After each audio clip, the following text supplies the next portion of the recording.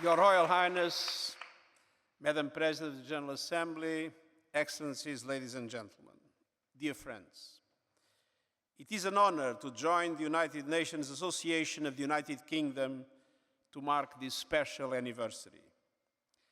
And let me begin with my profound gratitude.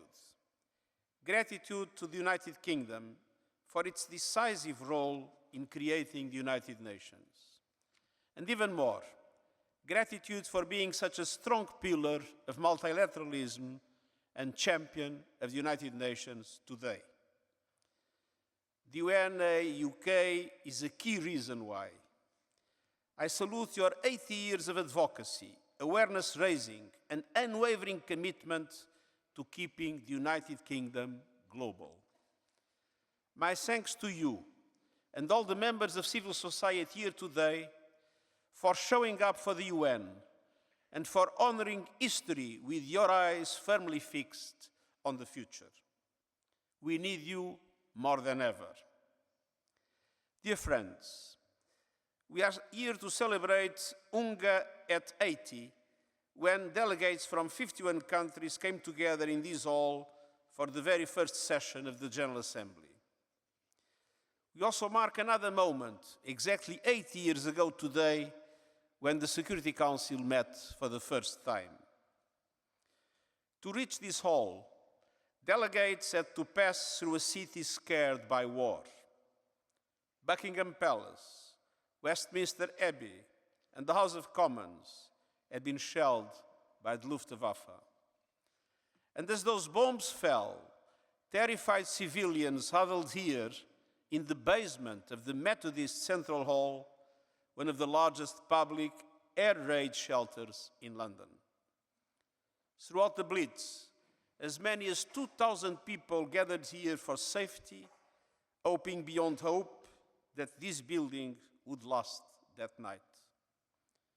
Every stone of this hall is suffused with the wishes and prayers, sometimes desperate, of ordinary people for peace. It was just above that shelter, where so many sought protection, that the nations of the world met to save succeeding generations from the scourge of war.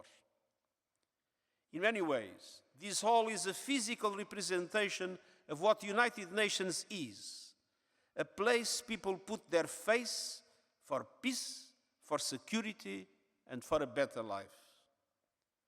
The General Assembly is at the heart of that work. Down the road, from here, is the mother of parliaments, and the General Assembly is the parliament of the family of nations. It is a forum for every voice to be heard, a crucible for consensus, and a beacon for cooperation.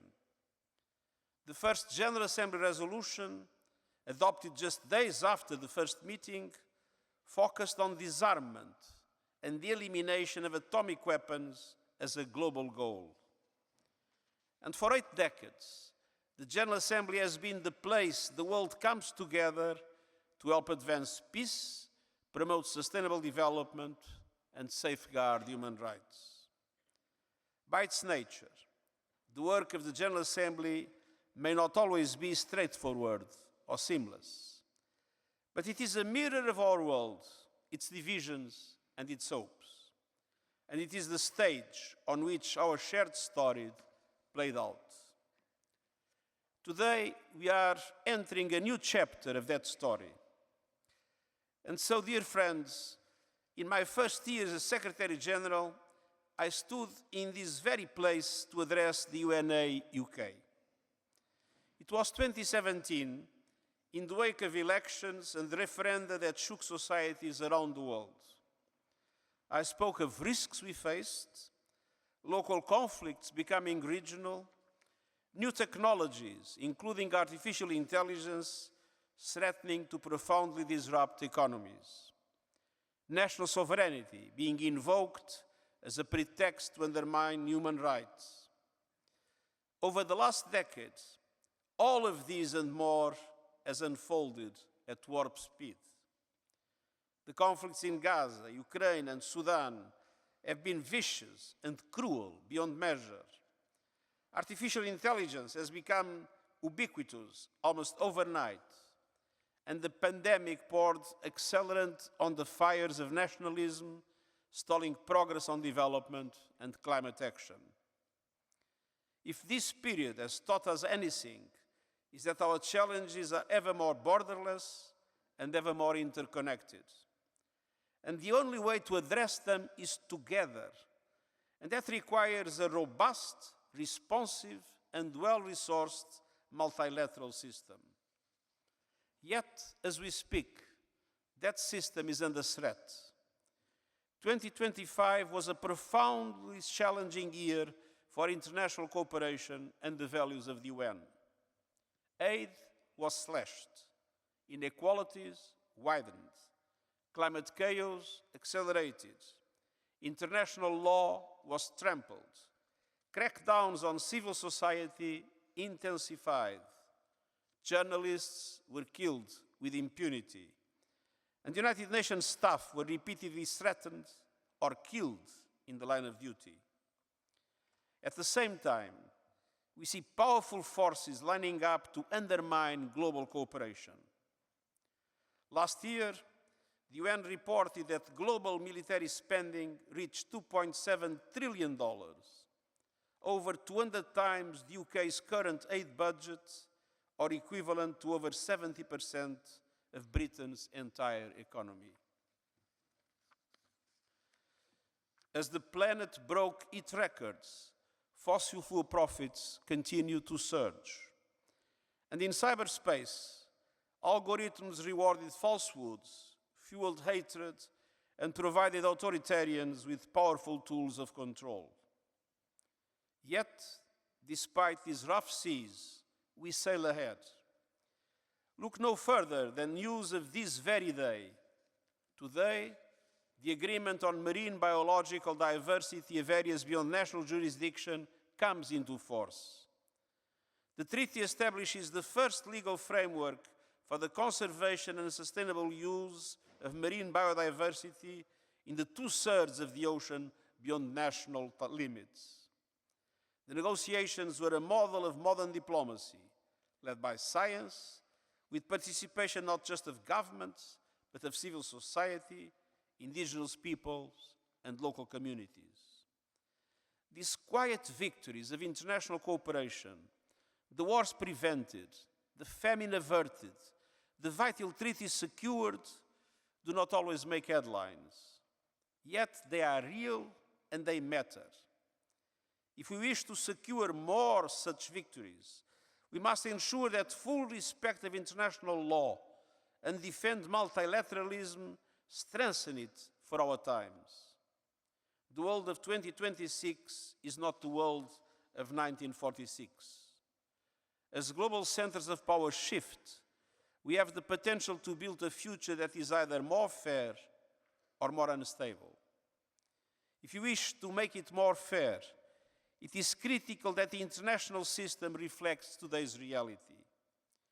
That is the spirit of our UN80 initiative and the essence of the Pact for the Future, a blueprint to ensure that the United Nations is more agile, more coordinated, and more responsive.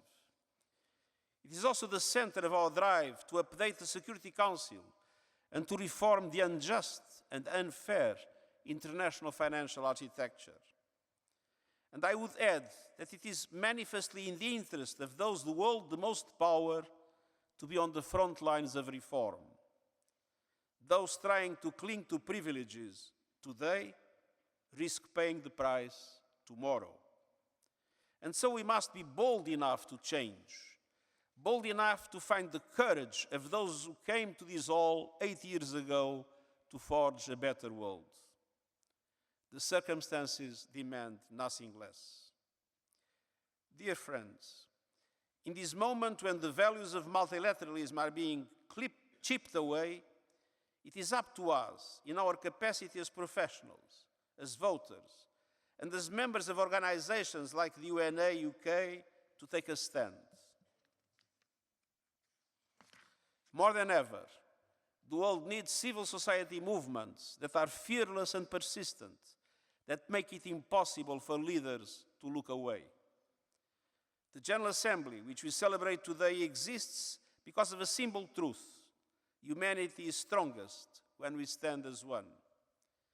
But that unity does not start in the General Assembly. It starts here with people's movements like yours. Each year, the UNA UK bestows Sir Brian Urquhart Award for distinguished service to the United Nations. Let me have you with a reflection on Sir Brian himself.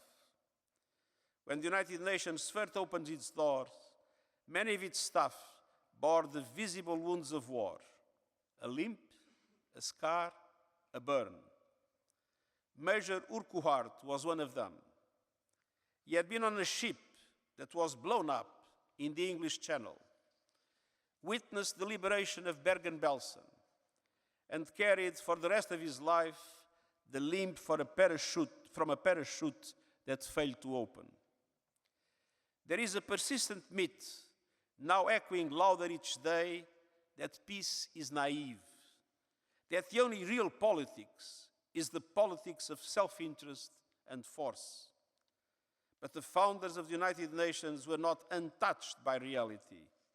On the contrary, they had seen war and they knew.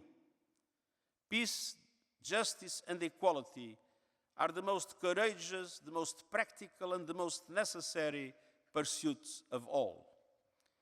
In a city marked by devastation, those first delegates in this hall understood the stakes.